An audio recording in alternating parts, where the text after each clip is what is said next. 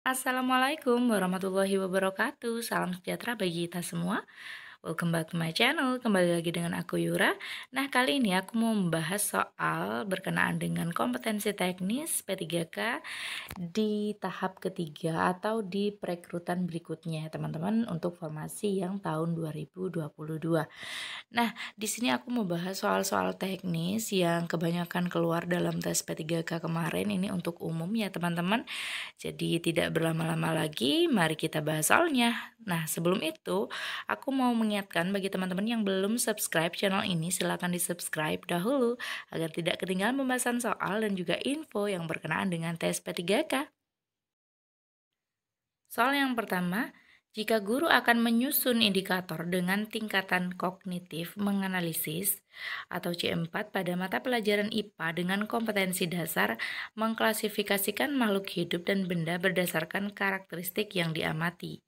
Maka rumusan indikator yang tepat adalah A. Menyeleksi makhluk hidup berdasarkan ciri-cirinya, B. Menggunakan benda-benda yang ada di sekitar dalam kehidupan, C. Menyebutkan benda-benda yang ada di sekitar. D. Menguraikan makhluk hidup berdasar jenis makanannya. E. Merangkum klasifikasi makhluk hidup berdasar pada habitatnya. Nah, kita langsung ingat-ingat di sini KKU-nya ya teman-teman. Jadi bisa dilihat di kata pertamanya, yaitu opsi A menyeleksi, B menggunakan, C menyebutkan, menguraikan, dan merangkum. Nah, di sini satu-satunya yang masuk kepada C4 menganalisis yaitu menyeleksi ya teman-teman. Mari kita pastikan bahwa menyeleksi ini ada di C4 yaitu menganalisis. Nah, di sini ada di sini ya teman-teman. Namun kalau yang merangkum tadi juga ada di C5 dan juga ada di C2 seperti itu. Kalau menyebutkan ada di C1. Maka satu-satunya KKU di situ yang masuk kepada C4 menganalisis adalah menyeleksi ya teman-teman. Jadi jawabannya adalah yang A, menyeleksi makhluk hidup berdasarkan ciri-cirinya. Lanjut ke soal yang nomor 2, pada proses pembelajaran seorang guru menggunakan strategi pembelajaran deduktif dan induktif untuk menjelaskan materi pelajaran kepada siswa. Strategi pembelajaran deduktif dan induktif dimaksudkan untuk mengajarkan materi yang sifatnya A. Fakta, B. Konsep, C. Prosedur, D. Prinsip. Nah, di soal nomor 2 ini yang harus kita ketahui itu ada dua ya teman-teman, yaitu berkenaan dengan deduktif induktif dan juga mengenai ini ya teman-teman, apa sih materi fakta, konsep, prosedur, dan prinsip itu. Jadi akan aku jelasin dahulu mengenai fakta, konsep, prinsip, dan prosedur. Nah, materi jenis fakta itu biasanya siswa diminta untuk menyebutkan apa saja antara lain nama, kapan, berapa, dan lain sebagainya. Misalnya soalnya seperti ini, siapa penemu mesin uap? Nah, jawabannya adalah nama orangnya. Seperti itu tuh masuk kepada materi jenis fakta. Nah, kalau yang konsep itu adalah definisi, identifikasi, klasifikasi, ciri-ciri khusus. Nah, misalnya hukum adalah peraturan yang titik-titik. Nah, nanti akan menjadi sebuah paragraf menjelaskan mengenai hukum ya teman-teman. Nah, kalau jenis materi prinsip itu seperti apa? Antara lain penerapan sudah ya teman-teman. Jadi bukan definisi lagi dan juga bukan nama-nama lagi yang biasa disebutkan, namun sudah merupakan penerapan dari suatu rumus, hukum, dalil, dan lain sebagainya. Contohnya adalah hukum permintaan dan penawaran. Nah, kalau prosedur bagaimana? Contohnya adalah bagan arus atau bagan alur. Algoritma langkah mengerjakan sesuatu dengan urut itu masuk kepada materi yang jenis prosedur. Contohnya adalah langkah-langkah menjumlahkan bilangan pecahan biasa. Nah, seperti ini masuk kepada yang materi prosedur. Nah, setelah kita tahu jenis-jenis materi, fakta, konsep, prinsip, dan prosedur, maka selanjutnya kita harus mengetahui tentang apa sih strategi pembelajaran deduktif dan induktif itu. Nah, sama dengan paragraf di dalam mata pelajaran bahasa Indonesia. Jadi ada paragraf deduktif yang ide pokoknya ada di awal dan juga ada paragraf yang ide pokoknya ada di akhir. Di akhir ada kesimpulan seperti itu ya teman-teman. Nah sama, jadi kalau strategi pembelajaran deduktif itu dari konsep menuju kesimpulan, dari abstrak menuju konkret, dan dari umum ke khusus. Jadi seperti halnya paragraf dalam bahasa Indonesia, kesimpulannya atau ide pokoknya itu ada di awal ya teman-teman. Jadi dari umum dahulu baru ke khusus, sifatnya yang menjelaskan hal-hal umum tadi. Kalau yang induktif itu sebaliknya dari kesimpulan menuju kumpulan konsep, jadi dari khusus ke umum ya teman-teman. Nah, setelah kita ketahui bahwa strategi pembelajaran deduktif induktif itu identik dengan suatu konsep ya teman-teman, maka bisa kita simpulkan bahwa soal nomor 2 ini masuk kepada yang konsep ya teman-teman. Jadi kalau konsep tadi berkenaan dengan definisi, pengertian dan lain sebagainya. Jadi bisa dalam bentuk paragraf, teks dan lain sebagainya. Misalnya tadi berkenaan dengan hukum. Jadi definisi hukum itu apa sih? Jadi di sini masuk kepada yang konsep yaitu B. Nomor 3, peserta didik diminta guru secara berkelompok untuk mengumpulkan data tentang opini masyarakat sekitar sekolah terhadap dampak penggunaan kantong plastik terhadap lingkungan. Selanjutnya, siswa diminta untuk menampilkan data seberapa banyak kantong plastik yang dipakai oleh masyarakat dan memberikan alternatif untuk menguranginya. Langkah-langkah pembelajaran yang dilakukan oleh guru tersebut merupakan strategi A. Kooperatif, B. Project Based Learning, D. Discovery, D. Inquiry Learning, E. Problem Solving. Ini teman-teman jangan terkecoh dengan kata berkelompok ya teman-teman. Jadi di sini bukan kata kuncinya. Sebenarnya kelompok itu tidak hanya dilakukan pada strategi kooperatif misalnya. Jadi kalau kooperatif ini kan bekerja sama identiknya. Nah kalau bekerja sama ini kan pasti lebih dari satu orang ya teman-teman, bisa 2 orang dan lebih. Nah masuk akalnya itu bisa jadi dalam bentuk kelompok. Nah di sini yang dalam bentuk kelompok tidak hanya kooperatif ya teman-teman, project based learning pun bisa dilakukan dalam kelompok, bahkan discovery, inquiry, dan juga problem solving. Jadi berkelompok di sini jangan teman-teman jadikan kata kunci karena ini masih luas seperti itu. Nah kata kuncinya adalah di sini teman-teman. Jadi peserta didik diminta memberikan alternatif untuk menguranginya. Berarti kan ada masalah di situ ya teman-teman. Di situ berkenaan dengan banyak kantong plastik yang dipakai oleh masyarakat. Jadi di sini adalah masalah sampah ya teman-teman. Jadi peserta didiknya diminta untuk memberikan alternatif untuk menguranginya, mengurangi sampah plastiknya seperti itu. Nah di situ kan peserta didik dituntut untuk memberikan pendapat mereka untuk menyelesaikan sebuah masalah tadi ya teman-teman yang berkenaan dengan sampah plastik, maka itu masuk kepada problem solving seharusnya seperti itu. Jadi kata kuncinya bukan di berkelompok namun di memberikan alternatif di situ ya teman-teman, yaitu memberikan jalan keluar terhadap sebuah masalah yang diberikan oleh guru ya teman-teman, topiknya seperti itu. Di sini kan seperti project based learning, discovery, inquiry ini kan lebih kepada model pembelajaran ya teman-teman. Jadi di sini mungkin hanya untuk mengecoh saja seperti itu. Bagi teman-teman yang masih bingung berkenaan dengan model pembelajaran, strategi pembelajaran dan lain sebagainya, juga ada pendekatan seperti itu. Silakan tonton videonya. Linknya akan aku letakkan di deskripsi video ini ya teman-teman. Jadi udah banyak contoh soalnya di situ dan aku sudah bahas berkali-kali seperti itu ya teman-teman, silahkan dicek. Soal nomor 4, Pak Jongki dalam membelajarkan materi IPS menggunakan tahapan yang pertama orientasi materi dengan menayangkan video kegiatan ekspor impor. Yang kedua membagi siswa menjadi 6 kelompok untuk berdiskusi tentang masalah banyaknya impor di Indonesia. Yang ketiga memberikan kuis.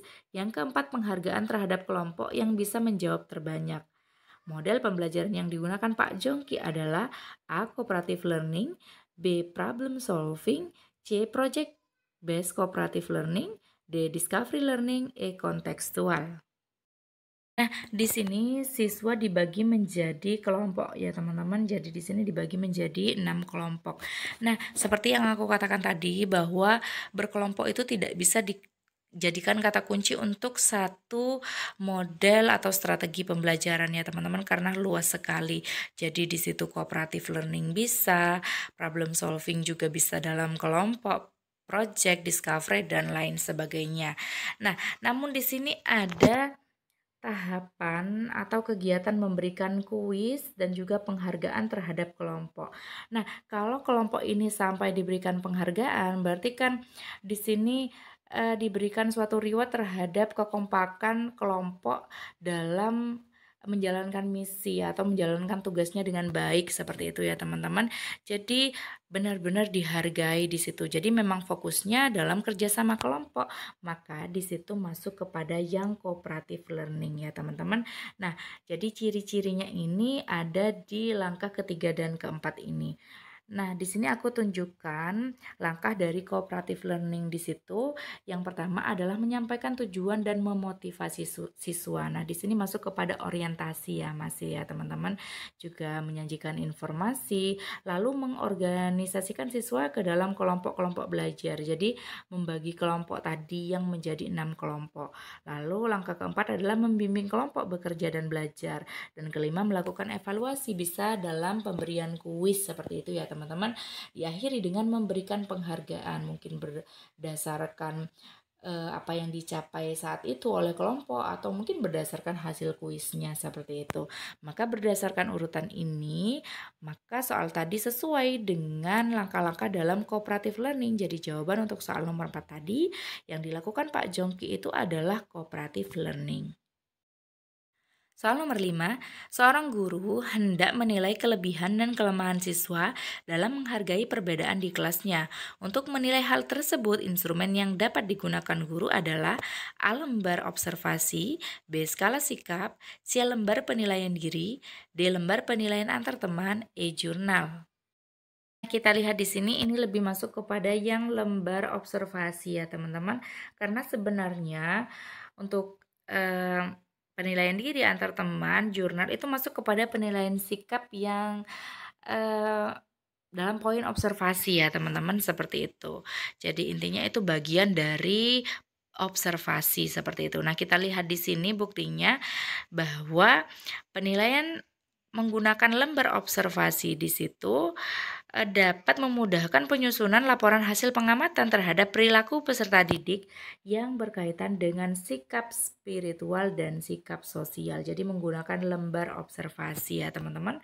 Walaupun di situ penilaian diri antar teman juga maupun jurnal juga masuk kepada yang teknik observasi seperti itu. Intinya untuk menilai sikap siswa. Namun untuk soal nomor 5 ini lebih tepatnya adalah lembar observasi. Soal nomor 6, seorang guru menginginkan siswa dapat melakukan tugas investigasi mulai dari perencanaan, pengumpulan data, pengorganisasian, pengolahan, analisis, sampai pada penyajian data. Maka jenis penilaian yang tepat untuk pembelajaran tersebut yaitu, nah, kata kuncinya adalah di kegiatan investigasi ya teman-teman. Jadi ini masuk kepada penilaian keterampilan yang penilaian proyek seperti itu. Jadi di situ ada kegiatan menginvestigasi. Nah, kalau penilaian kinerja itu biasanya siswa diminta untuk melakukan sesuatu atau mendemonstrasikan sesuatu. Misalnya diminta untuk mendemonstrasikan cara menggunakan mikroskop yang benar seperti itu dan lain sebagainya. Nah, kalau contoh lainnya yaitu siswa diminta untuk memainkan alat musik baik tradisional maupun modern yang mereka ketahui. Itu juga masuk kepada penilaian kinerja dan banyak lagi yang lainnya ya teman-teman. Kalau penilaian portofolio itu biasanya adalah kumpulan karya siswa yang dibandel jadi satu. Jadi sudah diberikan masukan positif dan juga diberikan kritik dan saran ya teman-teman. Kalau antar teman dan penilaian diri itu seperti yang udah aku jelasin sebelumnya masuk kepada yang penilaian sikap atau afektif.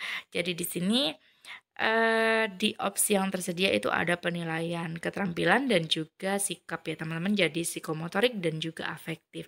Nah, bagi teman-teman yang masih bingung berkenaan dengan penilaian kognitif, pengetahuan, dan juga afektif, sikap, dan keterampilan atau psikomotorik, silakan teman-teman menonton video pembahasan soal yang khusus membahas soal berkenaan dengan 3 itu ya teman-teman. Nanti silakan temukan linknya di deskripsi video ini seperti itu. Jadi kalau misalnya nanti linknya belum ada, silakan diingatkan karena mungkin aku lupa untuk meletakkan linknya seperti itu ya teman-teman.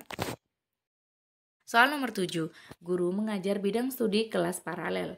Karakteristik siswa masing-masing kelas sangat berbeda, termasuk irama belajarnya. Di akhir pembelajaran, guru mengadakan penilaian. Untuk menentukan kriteria kelulusan, beliau menggunakan kriteria yang berbeda antara kelas 1 dan yang lainnya. Kasus tersebut menunjukkan menggunakan acuan penilaian A. Penilaian acuan kriteria, B. Penilaian autentik, C. Penilaian acuan norma, D. Kriteria ketuntasan minimal atau ketuntasan belajar minimal. E. Kriteria belajar tuntas. Nah, kita lihat di sini ya teman-teman, kata kuncinya itu mention kelas di sini ya teman-teman, selalu disebutkan di situ. Jadi berbeda kelas 1 dan yang lainnya seperti itu. Jadi ini berkenaan dengan penilaian acuan norma ya teman-teman, kan ada 2. Jadi ada yang PAN, penilaian acuan norma, dan juga PAK ya teman-teman, atau PAP. Jadi penilaian acuan kriteria atau penilaian acuan patokan. Jadi yang biasanya berkenaan dengan KKM, kriteria ketuntasan minimal, itu masuk kepada yang penilaian acuan kriteria. Nah, di sini kita lihat kalau KKM itu kan harusnya sama walaupun di kelas A, di kelas B. Jadi kalau misalnya KKM-nya bahasa Inggris 70, jadi di kelas manapun ya 70 ya teman-teman. Namun kalau dibuat berbeda kelas 1 dengan yang lainnya, mungkin sesuai dengan kemampuannya. Jadi di situ masuk kepada yang penilaian acuan norma. Jadi kita lihat di sini perbedaannya. Jadi kalau PAN itu adalah penilaian acuan normatif yang membandingkan skor yang diperoleh peserta didik dengan standar atau norma yang relatif. Artinya apabila sudah menyusun pedoman skor berdasarkan tes yang sudah dilakukan di suatu kelas atau sekolah, maka pedoman tersebut dan kemungkinan besar pedoman tersebut tidak berguna bagi kelompok atau kelas lainnya. Jadi itu sama dengan ilustrasi di soal tadi ya teman-teman. Jadi misalnya kelas A nih, siswanya pintar-pintar seperti itu. Jadi di situ akan dibandingkan dengan satu kelas itu aja seperti itu ya teman-teman. Nanti dibikin rentangnya. Jadi yang mendapatkan skor 100 sampai 90 itu nilainya 10 misalnya. Yang mendapatkan skor 80 sampai 70, 70 sampai 80 itu skornya 9 misalnya ya teman-teman. Jadi seperti itu. Jadi itu masuk kepada yang penilaian acuan norma. Namun yang kriteria itu yang menggunakan KKM ya teman-teman. Jadi kalau KKM-nya 70 di kelas A, di kelas B, di kelas C, bagaimanapun tingkat kecerdasannya tetap saja KKM-nya segitu. Jadi kalau misalnya tidak memenuhi KKM, maka siswa tersebut dianggap belum tuntas ya teman-teman. Namun kalau sudah memenuhi kriteria, yaitu KKM tadi, maka siswa tersebut dinyatakan lulus KD tersebut misalnya. Jadi itu masuk kepada yang PAK. Itulah perbedaan PAN dan PAK ya teman-teman. Jadi di sini kata kuncinya adalah berbeda antara kelas 1 dan lainnya. Jadi itu masuk kepada yang penilaian acuan norma. Nomor 8, KD pada tema pembelajaran indahnya keberagaman, yaitu memahami arti bersatu dalam keberagaman di rumah, sekolah, dan masyarakat.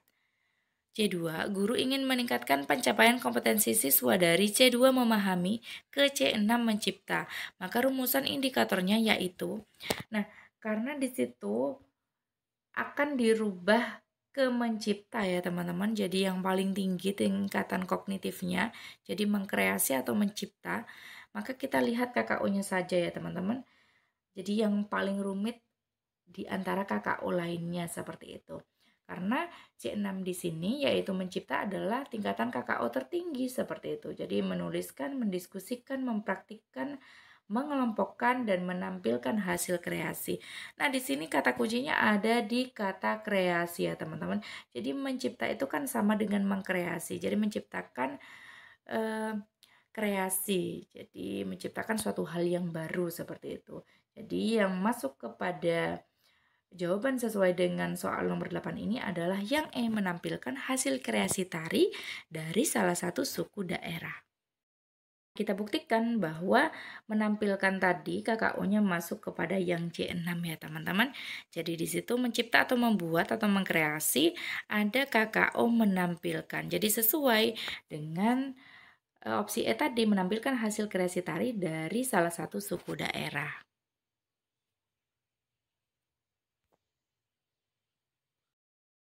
Soal nomor 9, ketika menyusun evaluasi pembelajaran yang dituangkan di RPP, seorang guru menuliskan beberapa jenis evaluasi pembelajaran. Salah satu jenis evaluasi yang akan digunakan oleh guru adalah jenis evaluasi formatif. Evaluasi formatif ini dimaksudkan untuk A.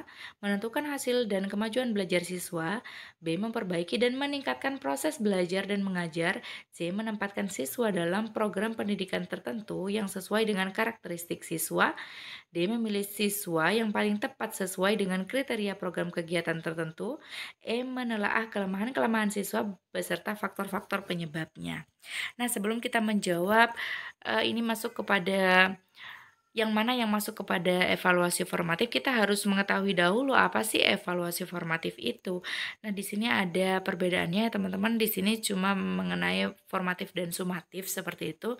Jadi kalau formatif itu dilakukan saat proses pembelajaran unit atau bab atau kompetensi tertentu berlangsung. Jadi misalnya memberikan kuis saat pembelajaran, lalu juga presentasi, juga tugas-tugas individu kelompok saat di kelas. Jadi saat berlangsung ya teman-teman.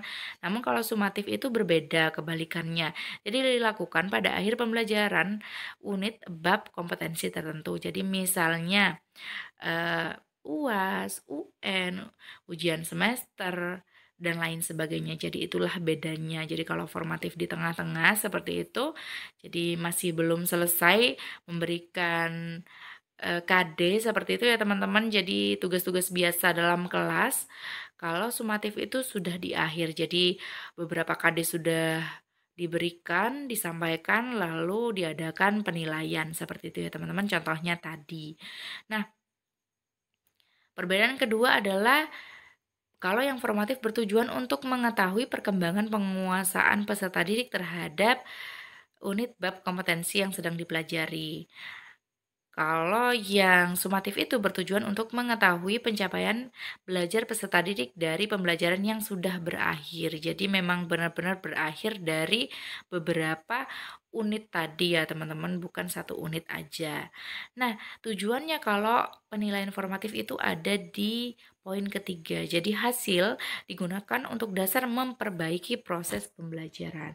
Jadi sekali lagi untuk memperbaiki proses pembelajaran. Kenapa memperbaiki? Karena masih bisa diperbaiki ya teman-teman nilainya, jadi bukan final seperti itu karena hanya tugas-tugas biasa saja seperti individu kelompok, presentasi, kuis, dan lain sebagainya. Namun kalau yang sumatif itu beda. Jadi kalau nilai UN, ujian semester ya itu nilainya. Jadi untuk mengetahui saja, mengukur saja sampai mana sih ketercapaian siswa seperti itu. Jadi merupakan bukti mengenai apa yang sudah dikuasai oleh peserta didik. Jadi bukan untuk memperbaiki. Nah, ciri yang keempat adalah kalau formatif itu tidak dipakai dalam menentukan nilai rapor karena masih bisa ditambahkan nilai-nilai yang lainnya ya teman-teman. Jadi tidak begitu berpengaruh seperti itu karena nilainya bukan final. Jadi masih bisa diperbaiki. Namun berbeda dengan penilaian sumatif. Jadi di situ dapat digunakan untuk menentukan nilai rapor, naik kelas atau tinggal kelas, lulus atau tidak lulus seperti itu ya teman-teman. Nah, kita lihat di sini yang sesuai dengan pengertian evaluasi formatif atau ciri-cirinya itu adalah yang B ya teman-teman. Jadi untuk memperbaiki dan meningkatkan proses belajar dan mengajar. Karena memang di situ bukan hasil final ya teman-teman. Jadi masih bisa diperbaiki. Beda dengan yang A. Kalau yang A itu masuk yang sumatif ya teman-teman berdasarkan ciri-ciri yang udah aku sampaikan tadi. Nah, kalau yang C itu menempatkan siswa dalam program pendidikan tertentu yang sesuai dengan karakteristik siswa, bisa masuk ke yang penempatan ya teman-teman. Jadi tujuannya untuk menempatkan siswa sesuai dengan karakteristiknya. Jadi misalnya tes untuk masuk jurusan IPA atau IPS itu masuk kepada yang penempatan. Kalau yang D itu memilih siswa yang paling tepat sesuai dengan kriteria program kegiatan tertentu, misalnya pemilihan siswa dalam mengikuti lomba tertentu ya teman-teman. Jadi diseleksi seperti itu, mana yang sesuai dengan kriteria yang diinginkan dalam lomba seperti itu. Nah, kalau yang E menelaah kelemahan-kelemahan siswa beserta faktor-faktor penyebabnya, ini bisa masuk kepada yang diagnostik. Jadi di situ akan diketahui kelemahan-kelemahannya, lalu juga akan dicari bagaimana cara mengatasi kelemahan tersebut. Nah, kalau yang formatif itu yang B ya, teman-teman. Soal nomor 10, kebutuhan tertinggi manusia dalam pembelajaran menurut teori Maslow adalah A. Keamanan, B. Pengembangan diri, C. Afeksi dan relasi, D. Makan dan minum, tidur, pakaian, E. Pencapaian dan status. Nah, di sini sebenarnya kelimanya masuk kepada yang teori Maslow ya teman-teman, namun yang ditanyakan adalah yang tertinggi. Jadi memang mau nggak mau kita harus hafal seperti itu.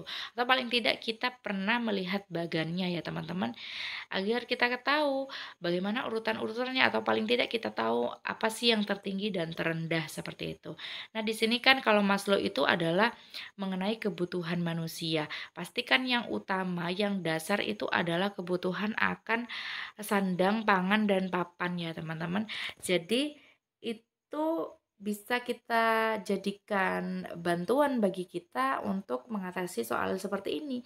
Jadi kalau berkenaan dengan sandang, pangan, papan, makan, minum, tidur, dan pakaian ini kan yang paling dasar yang kita butuhkan ya teman-teman. Jadi kita butuh minum, butuh makan, butuh tidur, dan pakaian. Jadi kalau tidur ini kan berkenaan dengan papan seperti itu. Jadi ini pasti masuk kepada yang paling bawah. Jadi yang fisiologis ya teman-teman. Nah, tinggal kita cari mana sih yang selanjutnya eh, dibutuhkan ya teman-teman yang lebih tinggi di atasnya satu tingkat seperti itu. Sampai pada akhirnya mendapatkan kebutuhan yang paling puncak seperti itu.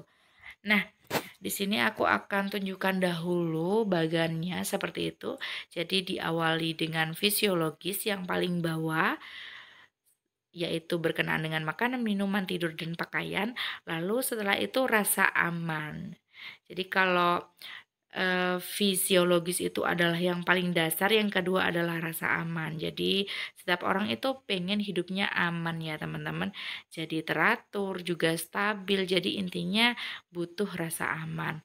Terus di atasnya itu adalah sosial, berkenaan dengan afeksi, relasi, keluarga, jadi hubungan dengan orang lain.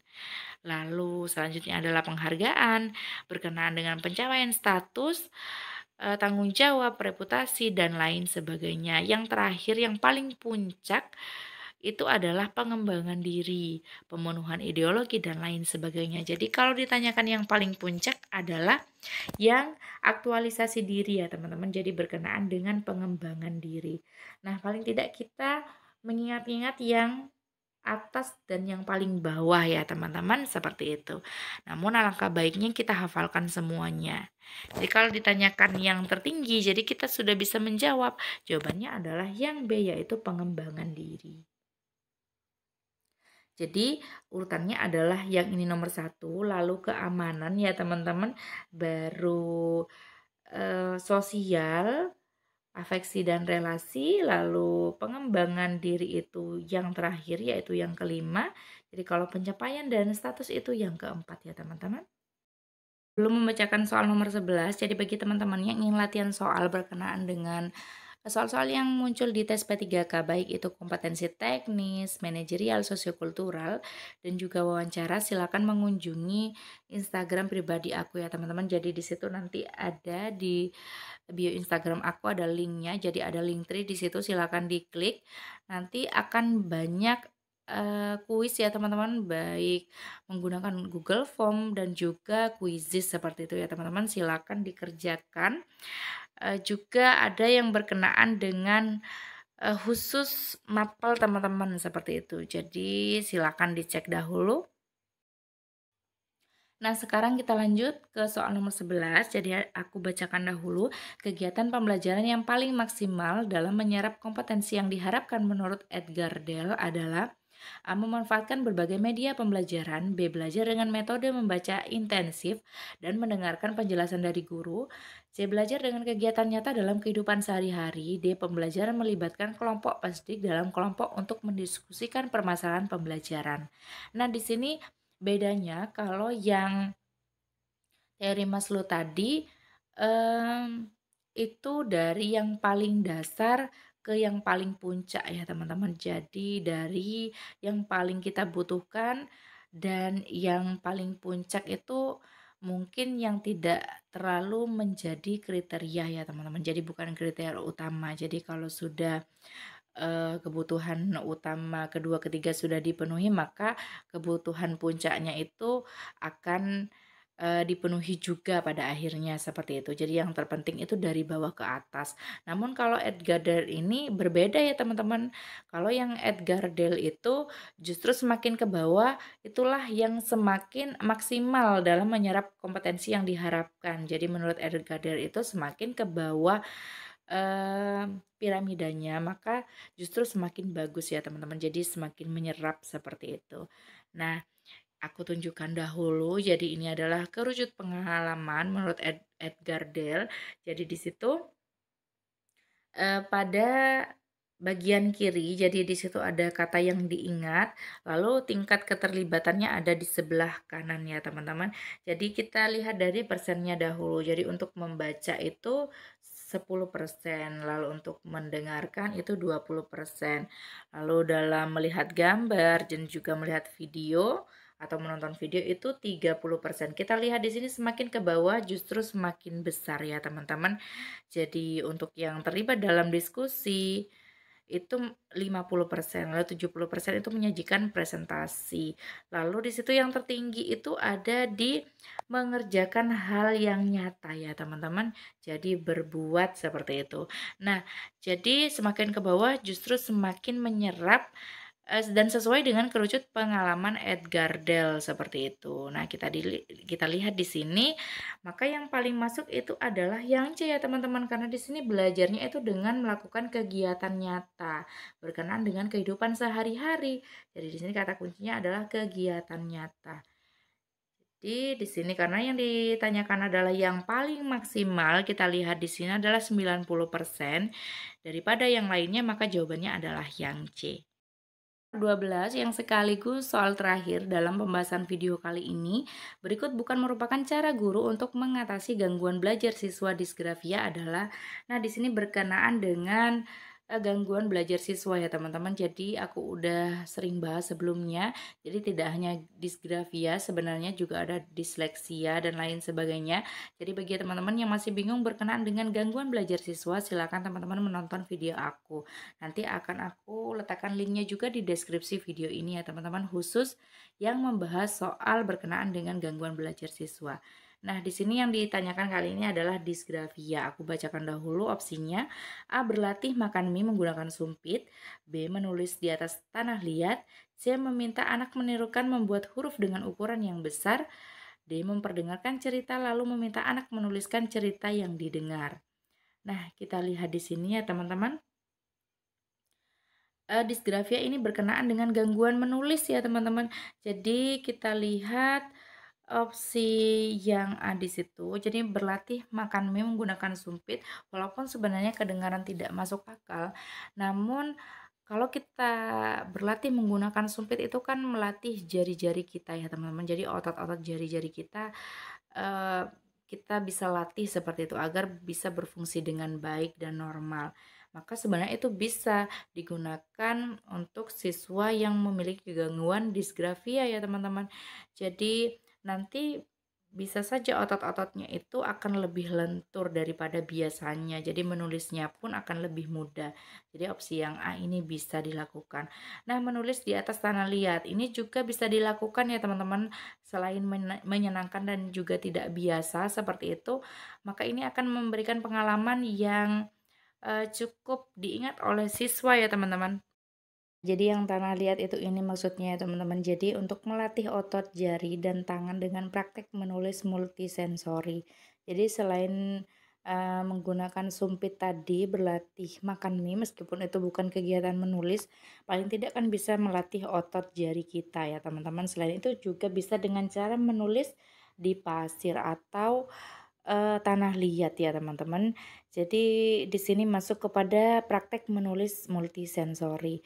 Jadi dengan memanfaatkan barang yang ada di sekitar rumah juga bisa menjadi cara seru dan menyenangkan untuk membantu anak disgrafia belajar menulis.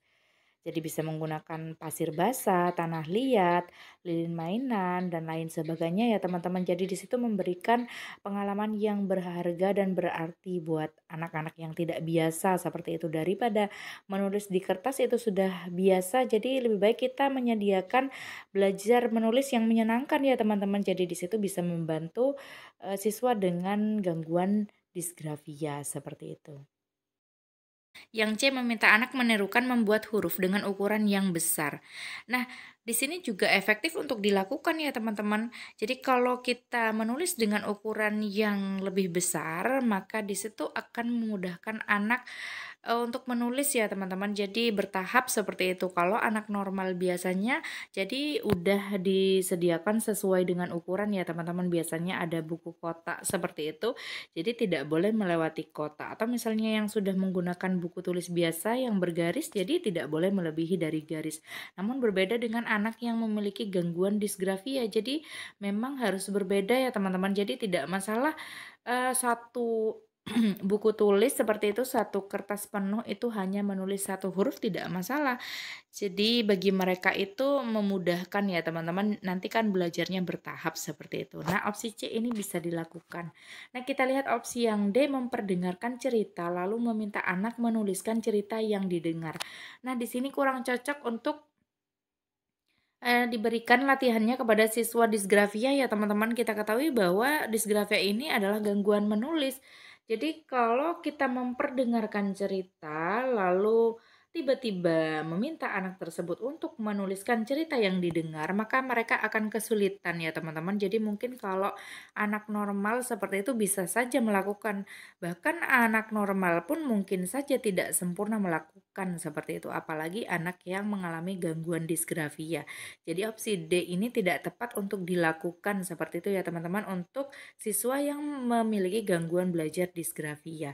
Jadi di sini karena yang diminta adalah yang bukan dan yang tiga-tiganya ini masuk, maka satu-satunya yang bukan adalah opsi yang D, yaitu memperdengarkan cerita lalu langsung meminta anak menuliskan cerita yang didengar seperti itu.